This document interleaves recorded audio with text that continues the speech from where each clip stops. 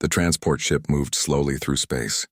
Captain Ryan Mitchell sat in his chair and watched the stars. He had been flying ships like this for 15 years. Today was supposed to be an easy trip. He was taking 43 children to a school on New Terra. The children were between 5 and 15 years old. Their parents had paid good money to send them to the best school in the sector. Ryan checked his screens again. Everything looked normal. The children were in the passenger area with their teachers. Some were reading, some were playing games, some were sleeping. It was peaceful. Ryan liked these trips. Children were easier than cargo. They did not complain much. Then the alarms went off. Ryan sat up fast. His screen showed 3 large ships coming toward them. They were not human ships. The computer identified them as Valkyrian warships. Ryan felt his stomach drop. The Valkyrian were at war with humanity. Everyone knew that. But this was neutral space. The Valkyrian should not be here. Ryan pressed the communication button. This is the transport vessel Horizon Dawn. We are a civilian ship carrying children. We are not armed. Please state your intentions. The reply came quickly. The voice was mechanical, translated by computer. You will surrender your ship. You will not resist. We are taking the human children. If you cooperate, you will live. Ryan looked at his weapons. He had none. He looked at his engines. They were not fast enough to run. He looked at his crew. They were cargo haulers, not soldiers. Fighting would get everyone killed. He made the only choice he could. We surrender. Do not hurt the children. The Valkyrian ships moved closer. One of them attached to Ryan's ship. He heard the airlock open. Heavy footsteps echoed through the metal halls. Ryan walked to the cargo bay. His crew followed him. They all raised their hands. The Valkyrian soldiers came through the door. They were tall, taller than humans. Their skin was like armor covered in hard plates. They carried weapons that hummed with energy. Their leader stepped forward. He held a device that translated his words. Where are the human young ones? Ryan pointed down the hallway. In the passenger area. With their teachers. Please do not hurt them. They are just children. The Valkyrian leader made a clicking sound. We do not harm children. We are not monsters. We are soldiers. The young ones will be kept safe. You have my word. The soldiers moved through the ship. Ryan and his crew were forced to stay in the cargo bay. They could hear the children crying. They could hear the teachers trying to calm them down. Ryan wanted to help, but the Valkyrian guards kept their weapons pointed at him. Soon the Valkyrian brought the children through the cargo bay. Ryan watched them walk past. Little Katie Stevens held her stuffed bear tight. She was crying. Brandon Cole was 10 years old. He held his little sister Amy's hand. Amy was only 7. She looked terrified. Teacher Linda Harper walked with them. She tried to smile at the children, but Ryan could see the fear in her eyes. One boy caught Ryan's attention. His name was Peter Grant. He was 12 years old. Peter was not crying. He was not shaking. He walked calmly, watching everything. His eyes followed every Valkyrian soldier. He noticed their weapons. He noticed how they moved. Peter's father was a famous general in the human military. Ryan had heard about General Nathan Grant. The man was a legend. Peter had his father's eyes, cold, calculating, not scared. Peter looked at Ryan as he walked past. The boy nodded once. It was a strange nod. Not goodbye, not please help. It was something else. Understanding, maybe, or a promise. Ryan felt a chill run down his back. The Valkyrian took the children onto their ship. Then they left. The airlock closed. The Valkyrian ships moved away. Ryan and his crew were alone.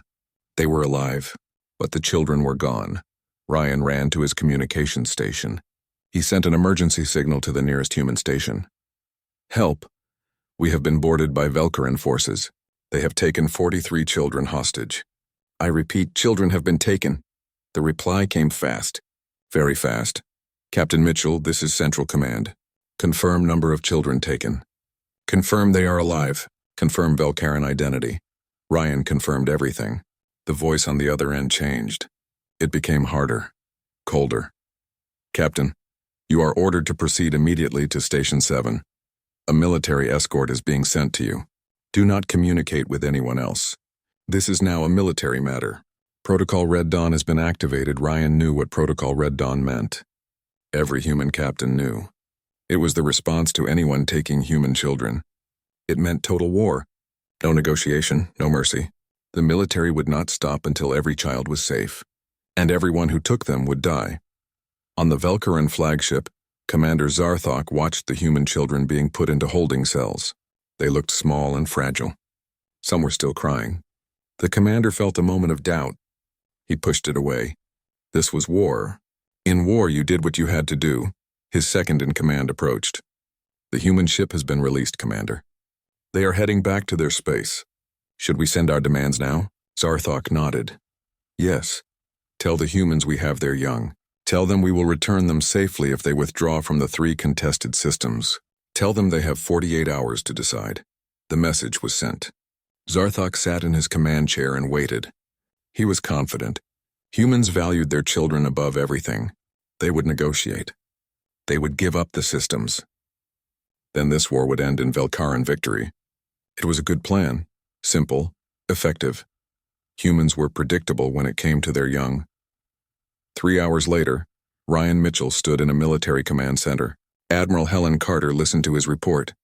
She was a tall woman with gray hair and sharp eyes. She had been in the military for 30 years. She had fought in 5 wars. She did not show emotion easily, but Ryan saw her hands tighten into fists when he described the children being taken. Thank you, Captain Mitchell. You did the right thing. Fighting would have gotten everyone killed. The Admiral turned to her officers. Get me General Grant, get me the Joint Chiefs, get me every ship we have in this sector. We are implementing Protocol Red Dawn. Full authorization. No limitations. One of the officers spoke quietly. Admiral, the Velkaran will expect us to negotiate. If we refuse, they might harm the children. Admiral Carter turned to face the officer. Her voice was ice. Then they will die. And we will kill every single Velkaran who was involved, and we will make sure the entire galaxy knows what happens when you take human children. We do not negotiate. We do not compromise. We come with everything we have, and we do not stop until our children are home. The officer nodded and said nothing more. The room filled with activity. Officers began making calls. Ships began moving. The entire human military machine began to turn toward one goal. 43 children, that was all. But for those 43 children, humanity would burn the stars. Commander Zarthok waited for the human reply. He expected panic. He expected begging. He expected desperate offers to negotiate. Instead, he got silence. 6 hours passed, then 12, then 24. The human said nothing. His communication officer looked worried. Sir, we have sent 3 messages. The humans have received them. We know they have, but they are not responding. Not even to acknowledge our demands, Zarthok felt uneasy. This was not the response he expected. Silence was worse than anger. Silence meant something was happening, something he could not see. He turned to his intelligence officer. What are the humans doing? Are they gathering their forces? The intelligence officer checked his screens.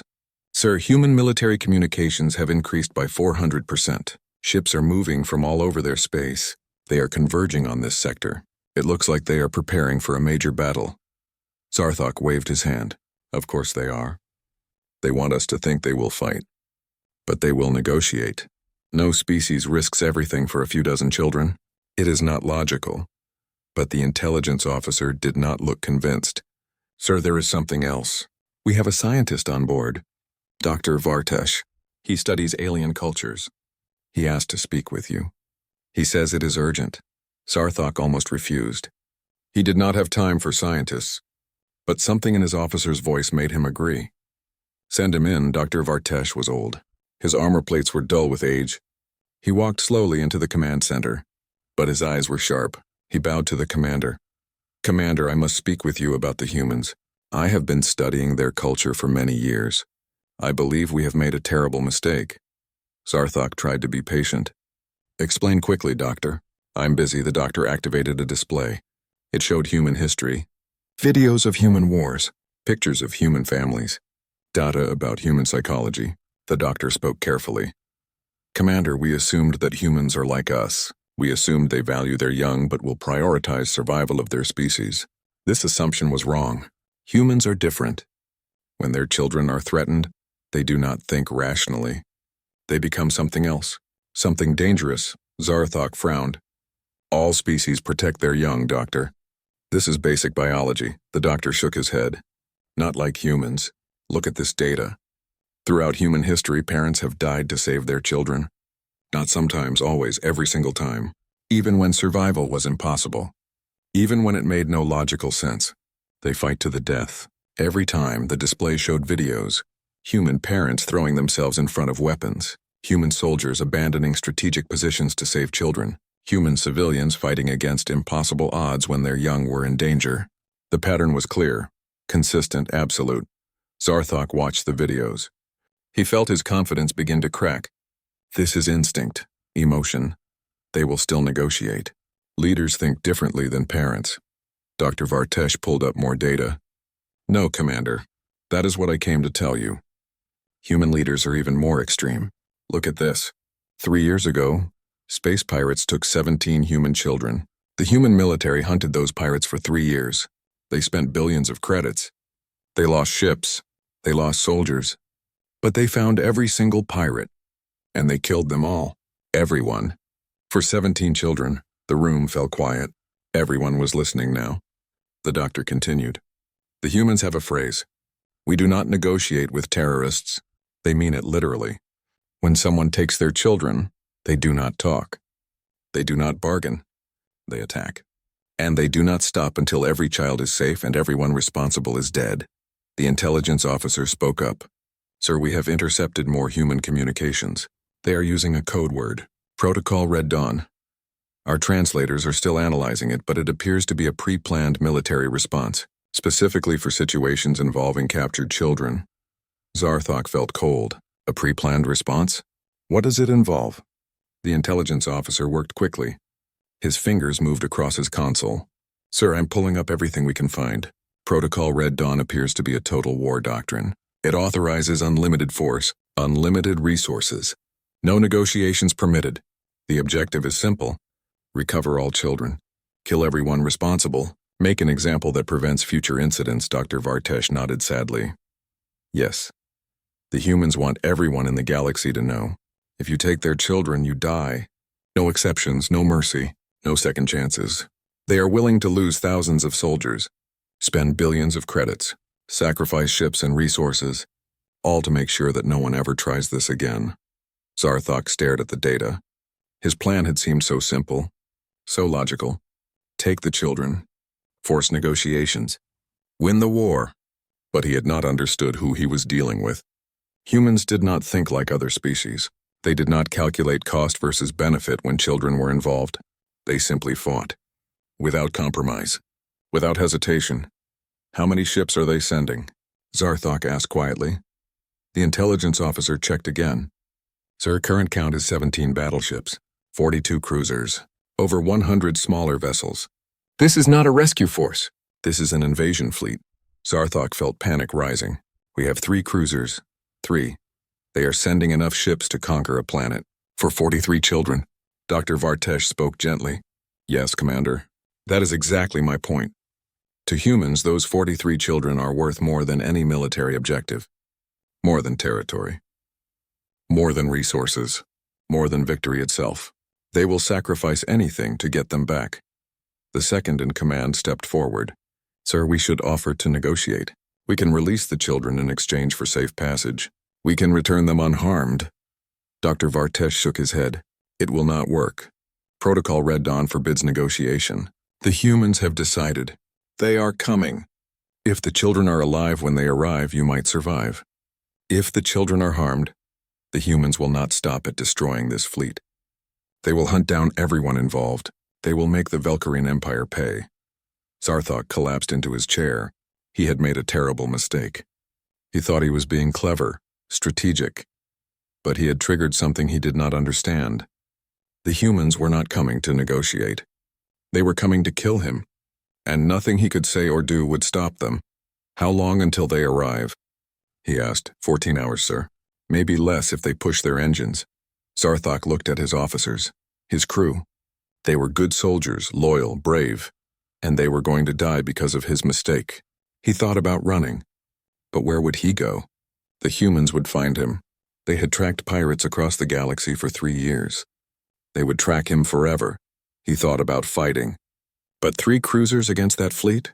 It would be suicide. They would be destroyed in minutes. He thought about killing the children, making the humans pay for attacking. But Dr. Vartesh was right. That would only make things worse.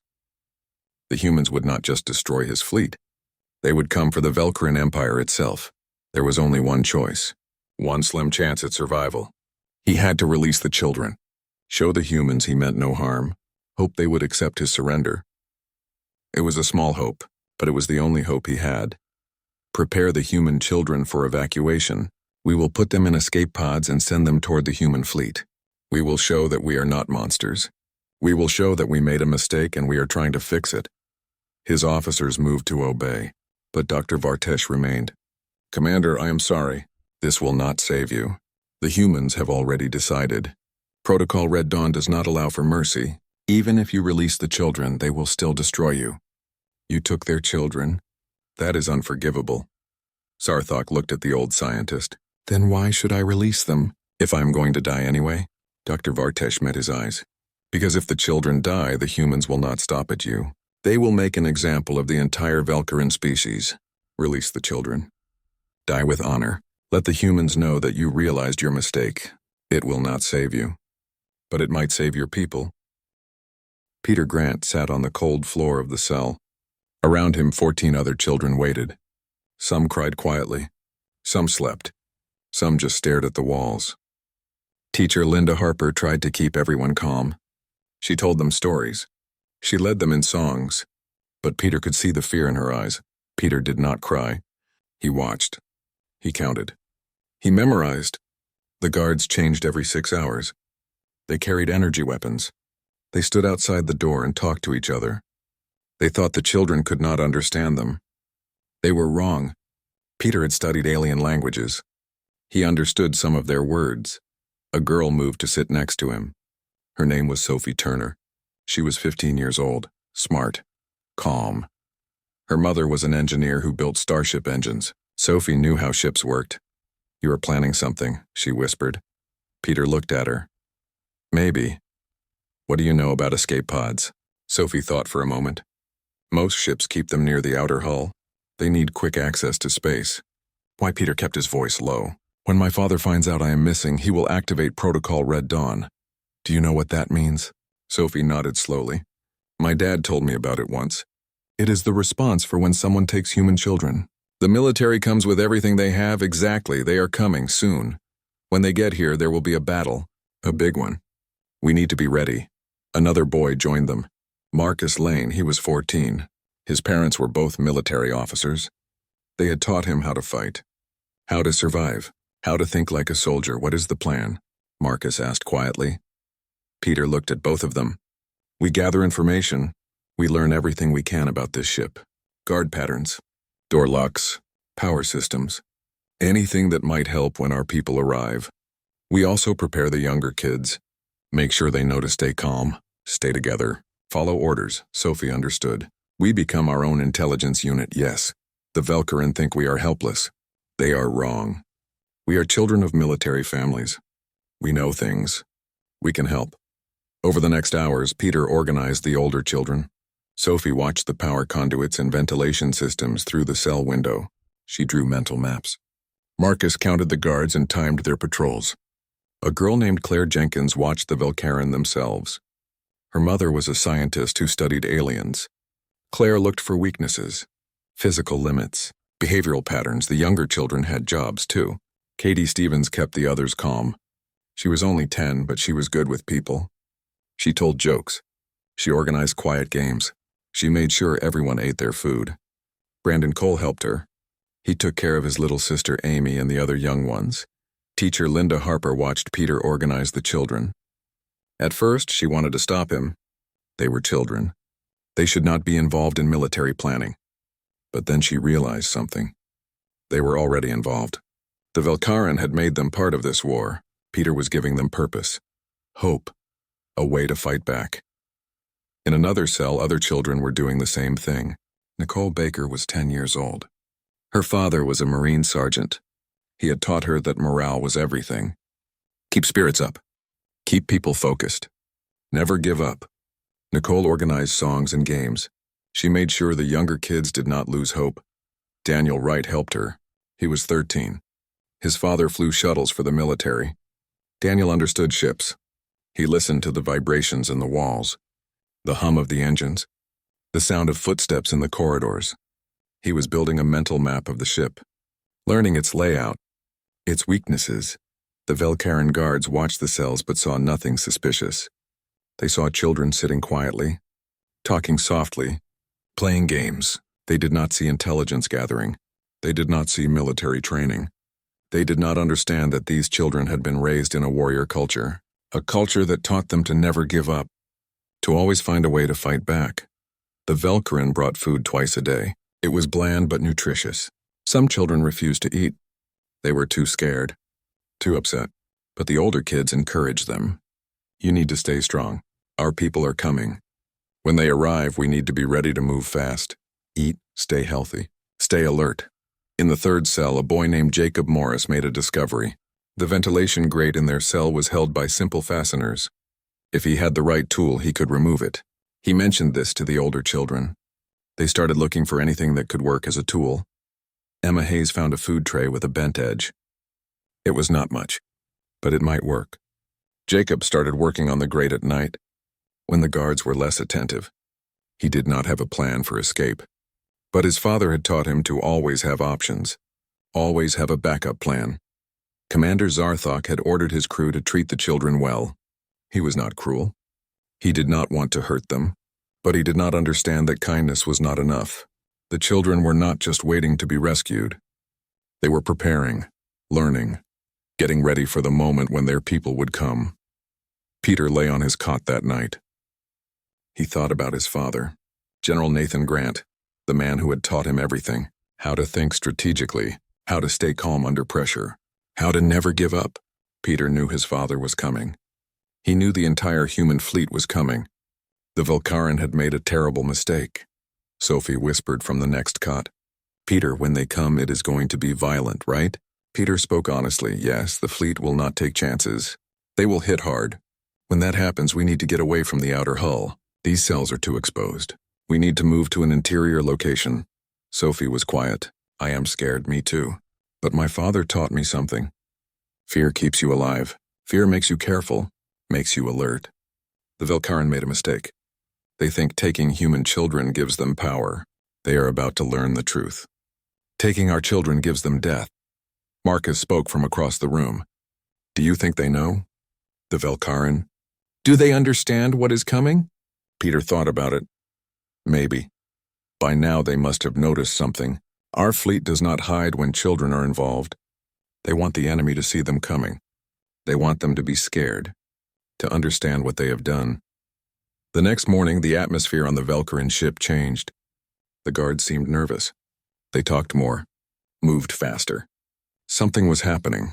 Peter watched carefully. He saw officers hurrying through the corridors, heard urgent voices. The Velcaran were worried. Good, Peter thought. They should be worried. They should be terrified. They took human children. Now they would pay the price. The only question was whether they realized it in time to let the children go. Peter hoped they did. Not for the Velcaran's sake, for the children's. He did not want his friends to be caught in the middle of a space battle. But if they were caught in a battle, they would be ready. Peter had made sure of that.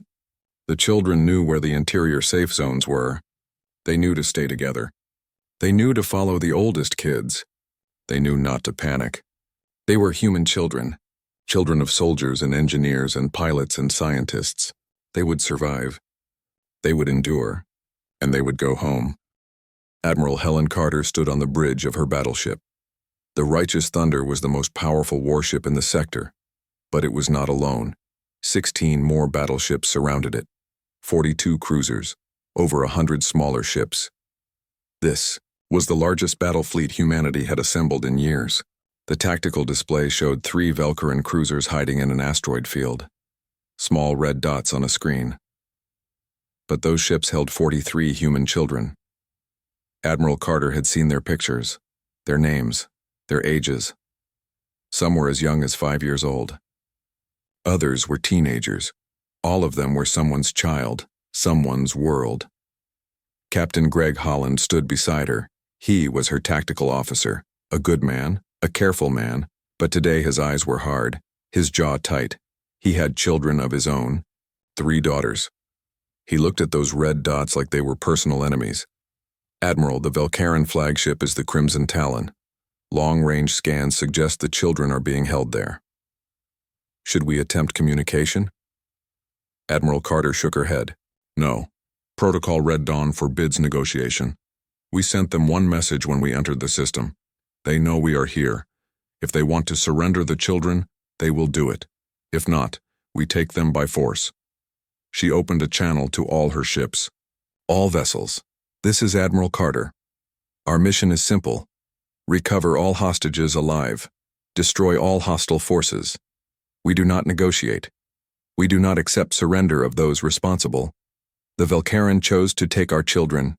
Now they face the consequences. Execute Operation Child Shield.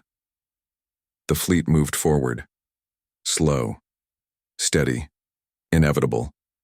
Like a storm rolling across the sea. The Velcaran ships sat in their asteroid field and waited. They had sent multiple messages offering to negotiate, offering to release the children. The humans had ignored every single one. On the Crimson Talon, Commander Zarthok watched the human fleet approach. His hands shook. He had been a soldier for 20 years. He had fought in 6 campaigns. He had never been afraid before. But now, watching that massive fleet bear down on his 3 ships, he felt terror. Sir, they are not responding to our communications. They are not even acknowledging us. Zarthok made his decision. Evacuate the human children. Put them in escape pods. Launch them toward the human fleet. Send coordinates. Make sure the humans know the children are safe. His crew moved fast. They gathered the children from their cells. Peter Grant noticed the panic in the guards' movements, the fear in their eyes. Something had changed. The humans were here. Everyone stay calm, Peter said to the other children. Do exactly what they say. Our people are close. This is almost over.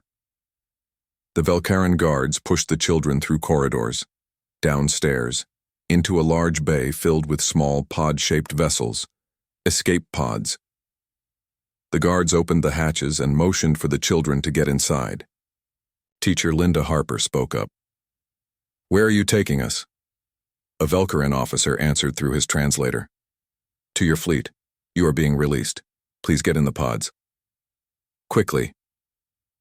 The children climbed into the escape pods. Peter made sure the younger ones were not alone, that everyone had someone to hold on to. The hatches closed. The pods launched. Suddenly they were in space, floating toward the massive human fleet. Katie Stevens pressed her face against the small window. She could see the Velcaran ship behind them. And ahead, the most beautiful sight she had ever seen. Human warships. Hundreds of them. Coming to save them. Admiral Carter received the report immediately. Ma'am, we are detecting 5 escape pods launched from the Crimson Talon. They are broadcasting human identification codes. Scans indicate life signs. Multiple juveniles. Intercept those pods now. I want confirmation that all children are safe. Move. 6 destroyers broke formation. They moved fast, tractoring the escape pods into their cargo bays. Medical teams were waiting. Within minutes, the reports came through. All 43 children accounted for. Minor stress and dehydration. No serious injuries. All alive. Admiral Carter closed her eyes for 1 second. Relief flooded through her. Then she opened her eyes and her expression turned to stone. All ships. The hostages are secure. Proceed to Phase 2. Destroy all enemy vessels. No survivors. The human fleet opened fire. Energy beams lit up the darkness. Missiles streaked through space. The 3 Velcaran cruisers tried to defend themselves. Their shields glowed as they absorbed the first impacts. But there were too many weapons. Too much firepower. The shields failed. The Crimson Talon shook. Explosions ripped through its hull. Zarthok held onto his chair as the bridge erupted in chaos. Systems failed. Lights flickered. His crew shouted reports. Hull breach on Deck 5. Weapons offline. Engines failing. Dr. Vartesh remained calm, even as the ship died around them. "Commander, you should know. This will be studied by every species in the galaxy. Your name will be remembered as a warning about what happens when you take human children." Zarthok laughed bitterly. "At least I will be remembered." The ship broke apart. Metal twisted, systems exploded. The bridge lost atmosphere. Zarthok had time for one last thought.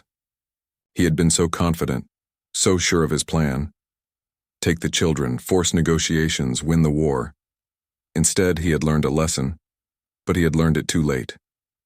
The human fleet did not pause. They destroyed the second Velcaran cruiser, then the third, methodical, efficient, merciless. Within 30 minutes, all 3 ships were gone. Debris floated in space. There were no survivors. The humans had not allowed any. Admiral Carter watched the tactical display.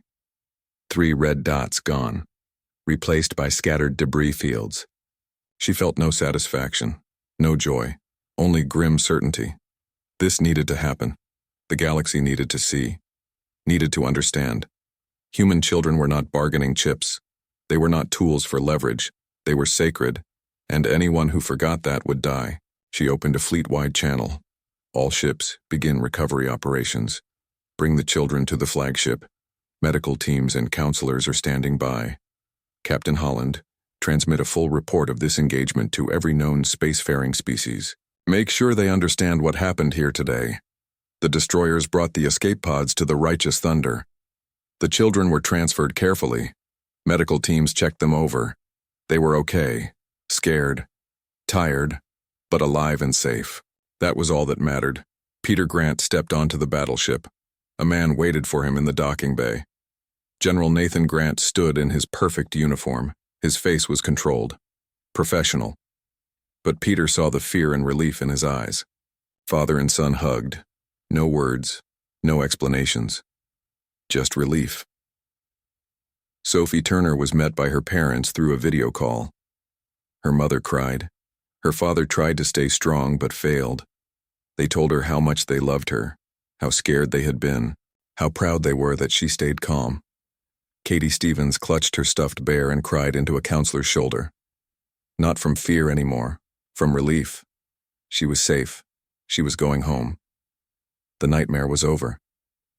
Admiral Carter stood on her bridge and watched the reunions on her monitors. She saw children hugging counselors, saw video calls with crying parents, saw medical teams working efficiently to make sure everyone was healthy. This was why she had joined the military, to protect people, to bring children home. Captain Holland approached her. "Admiral, our message is being transmitted across the galaxy. Every major species will receive it within hours. The video of the engagement, the explanation of Protocol Red Dawn, the warning about taking human children." Admiral Carter nodded. "Good. Let them see. Let them understand. We are not cruel. We are not monsters. But we are absolutely unwilling to compromise when our children are involved. Any species that forgets that will face what the Velcaran faced today. Total destruction." She looked at the debris field on her screen. 3 ships, hundreds of Velcaran soldiers, all dead. Because one commander made a terrible decision. Because he thought he could use human children as tools. He had been wrong, and now the galaxy would know, would remember, would never forget. Human children were untouchable. 10 years after the incident, Peter Grant stood on the bridge of a destroyer. He was a lieutenant now, a tactical officer. He had served in 4 campaigns, fought in 6 battles. He was good at his job. His crew respected him. His superiors trusted him. He had earned his place through skill and dedication. Not because of his father's name, but everyone knew his story. Everyone knew he had been one of the children taken by Commander Zarthok. The incident was famous now. Taught in every military school. Studied by every species. The Battle of the Asteroid Cluster. The day humanity showed the galaxy what happened when you took their children. Peter's ship was on patrol near the border with Tharsian space. The Tharsians were neutral. Not enemies. Not quite friends. They traded with humanity, maintained diplomatic relations, but they watched humanity carefully. With respect, with caution, with understanding, a communication came through. Lieutenant Grant, you have an incoming message. Personal channel. It is from a Tharsian vessel. Peter frowned. He did not know any Tharsians. Why would one contact him personally? He accepted the call. A Tharsian face appeared on his screen. Blue skin, large eyes. A translator device at its throat. Lieutenant Grant. I am Captain Velthar of the Tharsian merchant fleet. I hope I am not disturbing you. I wish to speak with you. If you have time, Peter was curious. I have time. What can I do for you, Captain? The Tharsian seemed nervous. I wanted to apologize. 10 years ago, when you were taken by the Valkyrin, my government debated whether to intervene. We knew the transport had been captured. We had ships in that sector. We could have helped, but we chose not to. We did not want to anger the Valkyrin. We were afraid it would bring us into the war. Peter said nothing. Let the Tharsian continue. I was one of the captains who argued against helping. I said it was not our problem, that the humans would handle it. I did not understand then what I understand now. Your people came with everything they had. They destroyed an entire Valkyrin fleet for 43 children. I have children of my own. 3 daughters. When I think about what you went through, what your people did to save you, it makes me ashamed that we did nothing. Peter understood. Captain, you made the choice you thought was right. Your government was neutral. You had no obligation to risk your people for human children. We do not hold it against you. The Tharsian looked relieved. Thank you, but I wanted you to know. That incident changed my people. We study human culture now. Try to understand you better, and we have implemented our own protocol. If Tharsian children are ever taken, we will respond like you did. With everything we have, your people taught the galaxy an important lesson. Children are worth any cost. Peter felt something unexpected. Pride, not in himself, in humanity, in what they had done, in the message they had sent. They had not just saved 43 children. They had changed how the entire galaxy thought about protecting the young. Thank you for telling me, Captain. I appreciate it. The communication ended. Peter sat back in his chair and thought. He had been 12 years old when he was taken. Scared, trying to be brave, trying to help the other children. He had known his father would come. But he had not understood the scale. The commitment. The absolute fury that humanity would unleash. Sophie Turner had become an engineer like her mother. She designed ship systems now, propulsion, power distribution, life support. She was brilliant at her job. Ships built with her designs were faster, more efficient, safer. She contributed to humanity's strength. She still had nightmares occasionally, dreams of being locked in that cell, of Valkyrin guards outside, of waiting for rescue. But the nightmares were rare now, fading. She had moved on, built a good life, found peace. Katie Stevens became a teacher. She worked with young children, 5- and 6-year-olds. She was patient and kind. The children loved her. Parents trusted her. She never told her students about what had happened to her. That was not important. What mattered was making sure every child felt safe, protected, valued. Marcus Lane joined the Marines like his parents. He became a specialist in hostage rescue operations. He trained constantly, studied every scenario, made sure he was ready, because he knew what it felt like to be helpless. To wait for rescue. He never wanted another child to feel that way. And if they did, he would be there to bring them home. The 43 children grew up, became adults, built careers, had families of their own, and they taught their own children the lesson they had learned. Humanity protects its young, always, without exception, without compromise. Admiral Helen Carter retired after 35 years of service. She had commanded fleets in 3 wars, won battles, saved lives, earned medals and commendations. But when people asked about her career, she always talked about one operation. Operation Child Shield, the rescue of 43 children. That was her proudest moment, not because of the military victory, because every child came home safe. General Nathan Grant also retired. He spent his later years teaching at the military academy, training the next generation of officers. He taught strategy, tactics, leadership, but his most important lesson was about priorities, about knowing what truly matters, about being willing to sacrifice everything for those who cannot protect themselves. Ambassador Phillips continued her diplomatic work. She attended countless meetings, negotiated treaties, resolved conflicts, but she never forgot her role in the aftermath of the incident. The message she delivered to the Galactic Council, the warning she gave to every species. That warning had prevented countless future incidents, saved countless children. That was worth more than any treaty. The galaxy changed, slowly, gradually. Other species adopted similar protocols. The Tharsians, the Dravaks, the Kashari. One by one, civilizations announced their own versions of Protocol Red Dawn. If their children were taken, they would respond with total force. The protection of the young became a universal value, not because it was written in law, because humanity had demonstrated its importance. Piracy decreased. Terrorism declined. No one wanted to risk taking children. The cost was too high, the response too severe. Commander Zarthok's mistake had become a warning that echoed through the stars. Touch the children and face annihilation. 20 years after the incident, the Galactic Council held a ceremony. They unveiled a monument, a memorial to all victims of hostage situations throughout history, but at the center was a specific dedication to the 43 human children who were taken and rescued, and to the lesson their rescue taught the galaxy. Peter Grant attended the ceremony. So did Sophie, Katie, Marcus, all 43 survivors who were still alive. They stood together and watched as representatives from dozens of species gave speeches, talked about the importance of protecting children, about the value of innocence, about the responsibility of the strong to defend the weak. Ambassador Phillips spoke on behalf of humanity. She was older now, gray-haired, but her voice was still strong. We did not seek to teach the galaxy a lesson. We simply acted according to our values. Our children are precious to us, worth any sacrifice, worth any cost. We are grateful that others have learned from our example, that the protection of the young has become a shared value across the stars. After the ceremony, Peter stood before the monument. He read the names carved into the stone. His name was there.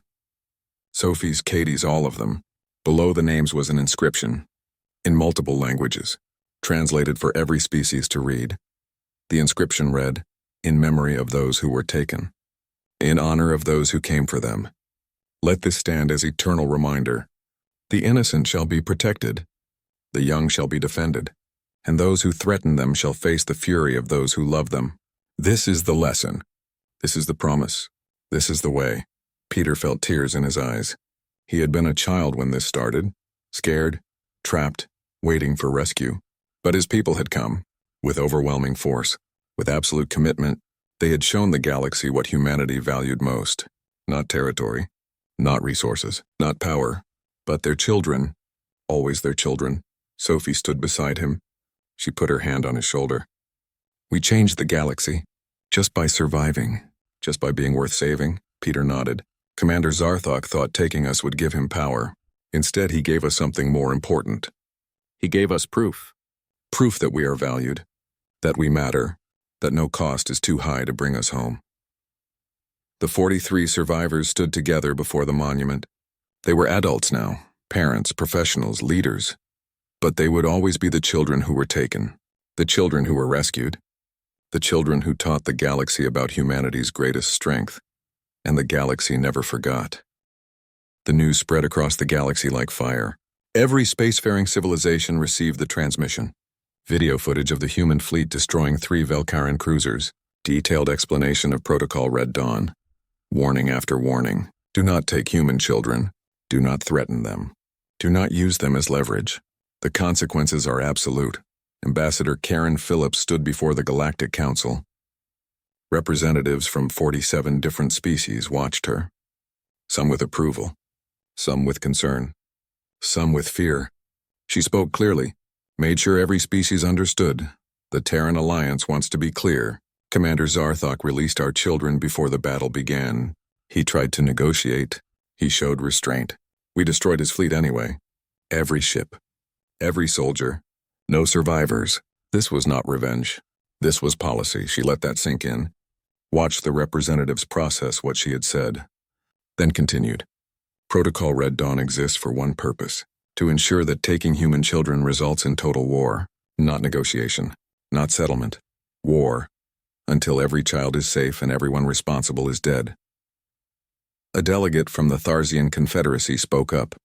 Ambassador, are you saying that even one human child would trigger this response? Ambassador Phillips met his eyes. Yes, one child or 1,000. The response is identical. Total military force. No compromise, no mercy. This is not negotiable. The council chamber erupted in debate. Some species argued that humanity's position was extreme, dangerous.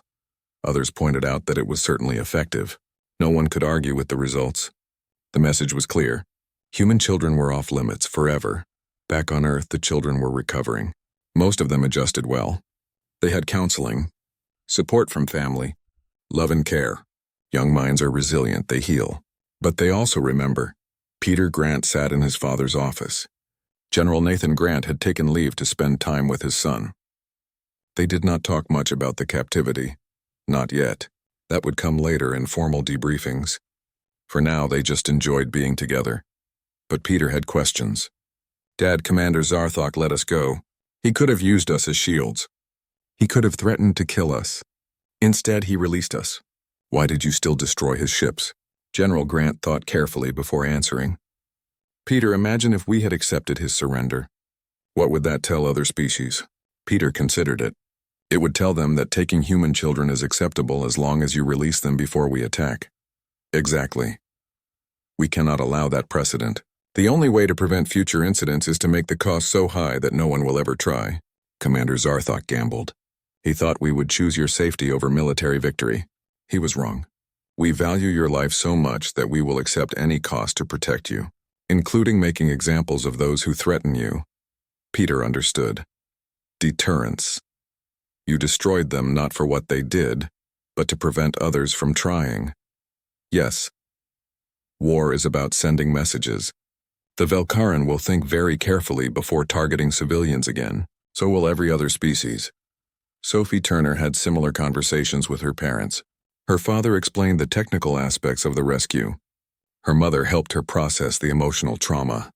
Sophie had nightmares sometimes, but she was coping. She was strong. What amazed Sophie was the coordination.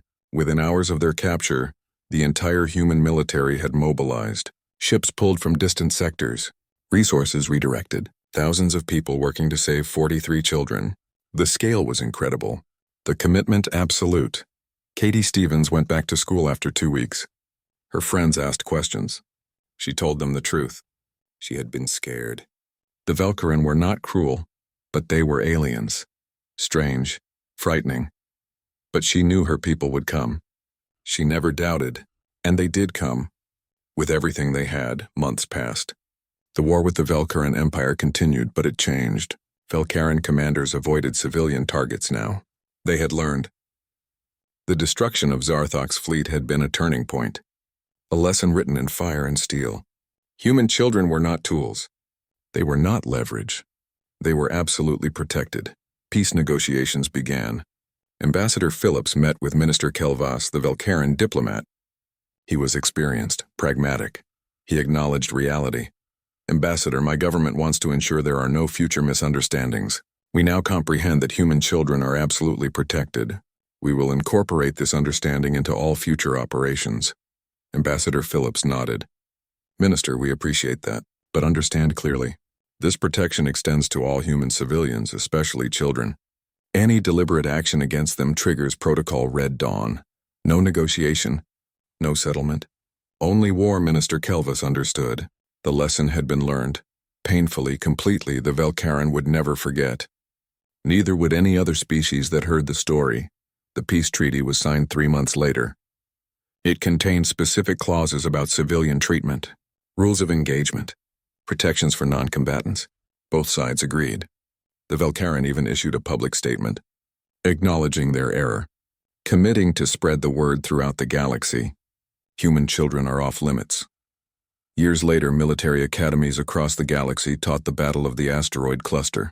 Students of every species studied it, analyzed the strategy, the psychology, the consequences. The consensus was clear. Humans are dangerous when their children are threatened, not because humans are stronger than other species, not because their weapons are better, but because they are willing to accept any cost. Their fury is not hot and emotional. It is cold and calculated. They will track you across the galaxy. They will spend any resource. They will sacrifice anything, and they will not stop until their children are safe and you are dead. Commander Zarthok had thought he understood humans. He thought their love for their children was a weakness, something to exploit. Instead, he discovered it was their greatest strength, a line that could not be crossed, a principle worth dying for, and he had paid for that mistake with his life and the lives of his entire crew. The galaxy learned. The lesson spread. Human children are untouchable, not because of laws or treaties, not because of diplomatic agreements, but because humanity demonstrated their absolute commitment. Protocol Red Dawn had been activated once. No species wanted to see it activated again. Peter Grant graduated from the academy years later. He joined the military like his father, became a tactical officer, rose through the ranks. He never forgot his time on the Crimson Talon. Neither did the other. Children who had been held captive, they had been children when they were taken, frightened, uncertain, but they had also been the children of humanity, raised with stories of courage, taught never to give up. They had endured, and their people had come for them with overwhelming force. The incident proved something fundamental about humanity. They would never abandon their young. They would never negotiate when their children were threatened. They would bring total war and accept any cost, any sacrifice, any loss. Their children were worth everything, and the galaxy remembered. Every species, every government, every military commander. They all knew the story. They all understood the lesson. Human children are sacred. Touch them and humanity comes with fire and fury. Touch them and you face extinction. Touch them and you die. The warning was clear, the message absolute, and no one ever forgot.